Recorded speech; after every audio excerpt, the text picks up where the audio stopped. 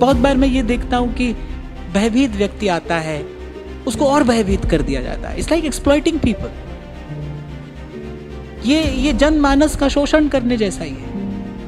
ऐसा न किया तो ऐसा होगा, ऐसा न किया तो ऐसा होगा, ऐसा कर लोगे तो ऐसा होगा, ऐसा कर लोगे तो ऐसा होगा। अरे कब तक यही व्यापार करते रहो? कब तक? प्रभु को प्राप्त करने की योग्यता आपके भीतर है। आपको कहीं नहीं जाना है, आपको किसी द्वार पर जाकर भिक्षा नहीं मांगनी है, आपको किसी से याचना नहीं करनी है। मैं बार बार आपसे एक ही बात कहता हूं, संसार की उपलब्धि के लिए आप तैयार है कि नहीं, आपके पास योग्यता पात्रता है कि नहीं, मैं नहीं जानता, पर प्रभु को प्राप्त करने की योग्यता आपके पास है, सबके पास है, एक जैसी है। और मैं तो एक और बात भी आपसे कहता आया हूं, आज फिर कह रहा हूं, हम लोगों को बहुत अधिक बीच में मत लाइए। आंख बंद करके सुनिए और आगे बढ़िए।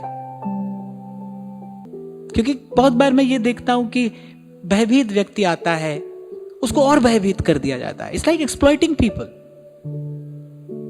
ये जनमानस का शोषण करने जैसा ही है।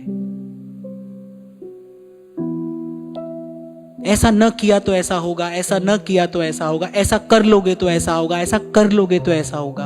अरे कब तक यही व्यापार करते रहोगे? कब तक?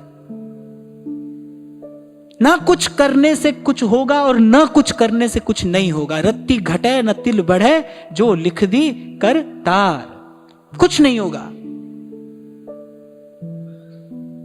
कर्मा की रेखा न्यारी रे होनी होके रहे रे, विधना टारे नाही टरे।